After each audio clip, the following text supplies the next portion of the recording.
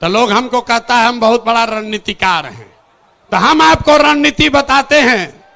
अगर आप चाहें तो 25 तक इंतजार नहीं करना है, अभी नवंबर में ही इनका मामला सेटल कर देते हैं।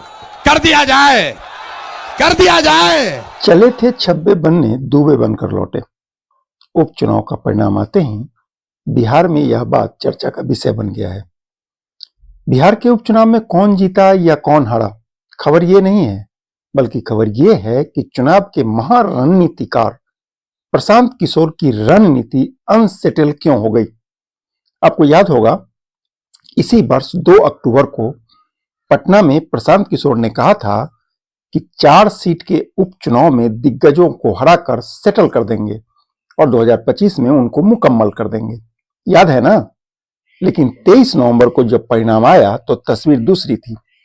प्रशांत किशोर की अगुवाई में जनसुराज सिर्फ हारी नहीं, बल्कि 4 में से 3 सीट पर जमानत भी जब्त हो गया।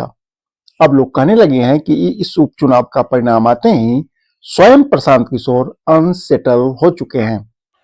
तो लोग हमको कहता है हम बहुत बड़ा रणनीतिकार हैं। तो हम आपको रणनीति बताते हैं। अगर आप चाहें तो 25 तक इंतजार नहीं करना है, अभी नवंबर में ही इनका मामला सेटल कर देते हैं। कर दिया जाए, कर दिया जाए। नवंबर में 4 गो उपचुनाव है और 4 अलग अलग दल के बड़े बड़े महारथी अपने को कहने वाले लोग, जो एमएलए था अब एमपी बन गया है, अपने को बहुत बड़ा नेता मानता है। तो आप बताइए, ये चुनौती ले लें, ले लें, हरा दे इनको चारों को। 25 तक नहीं रुकना है, नवंबर 24 में हिसाब बराबर कर दिया जाए, कर दिया जाए ना। उपचुनाव का परिणाम आने के बाद बिहार की राजनीति में प्रशांत किशोर का गुब्बारा फूट चुका है। अब 2025 के बिहार विधानसभा चुनाव पर भी इसका असर पड़ना लगभग तय माना जा रहा है। अब जन स्वराज की मुश्किल और बढ़ने वाली है। प्रशांत किशोर का जादुई आकर्षण, उनकी चमक धूमिल होने का खतरा उत्पन्न हो गया है। उनके दावे और बच्चों के लिए वोट देने की अपील को बिहार के मतदाताओं ने चूर चूर कर दिया। कैसे सुधरेगा? पहले आप समझिए कि शिक्षा की बदहाली है क्यों। वो इसलिए है कि पिछले 30 वर्ष में ये समता मूलक शिक्षा नीति के नाम पर पूरे बिहार में हर गांव शहर में सरकार ने आपके संसाधनों का उपयोग करके विद्यालयों के नाम पर भवन बना दिए।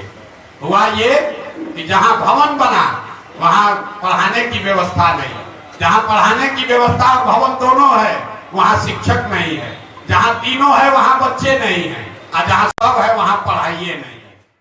इमामगंज को छोड़ दें तो जन स्वराज के दावों की बिहार की मतदाताओं ने हवा निकाल दी। इमामगंज की सीट से हम के संस्थापक केंद्रीय मंत्री जीतन राम मांझी की पुत्र वधू दीपा मांझी चुनाव जीत गई हैं। यहां जन स्वराज के जितेंद्र पासवान को करीब 37,000 वोट मिला।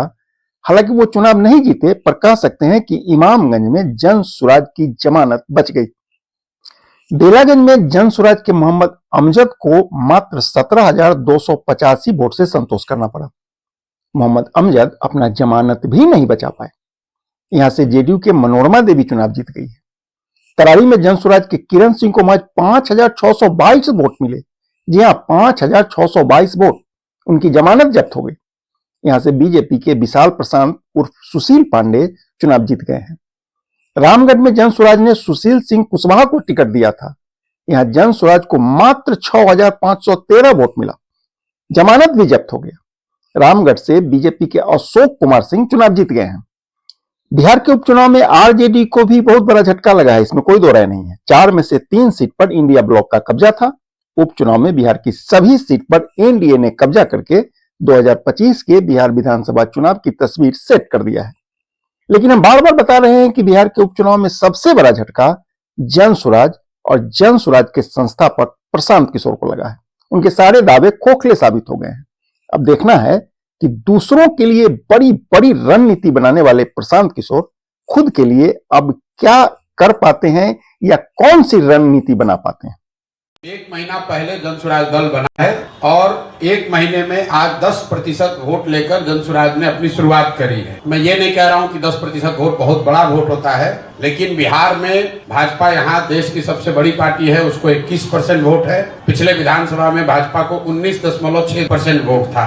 राजद को 20% वोट मिला है, जदयू को 11% वोट मिला है, जनसुराज को 10% वोट मिला है और इससे बहुत बेहतर हो सकता था। लेकिन जनसुराज दल 1 महीना पुराना है, सिंबल 10 दिन पुराना है, कैंडिडेट नए हैं और उन क्षेत्रों में चुनाव हुआ है जहां पर जनसुराज की पदयात्रा नहीं हुई है, जनसुराज पार्टी का कोई संगठन नहीं है।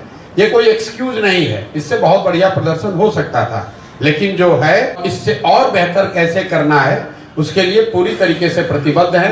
10% आया है, अगर 1% भी आता तो भी हमारे अपने प्रयास में, हमारे कमिटमेंट में, बिहार को सुधारने के जज्बे में उसमें 1% की भी कमी नहीं आने वाली है। आपको ऐसा लग रहा है कि 10% आया, कौन चुनाव जीता कौन हारा, अगर 10 बरस भी लगेगा तो भी प्रशांत किशोर जनसुराज के इस अभियान से पीछे हटने वाले नहीं हैं। आज 10% जनता बिहार की मानी है, वो भी दिन आप देखिएगा जब 30%, 40%, 50% जनता मानेगी। जब तक नहीं मानेंगे तब तक जनसुराज का और प्रशांत किशोर का ये प्रयास उसी तरीके से निरंतर, उसी ईमानदारी और शुद्धता से चलता रहेगा।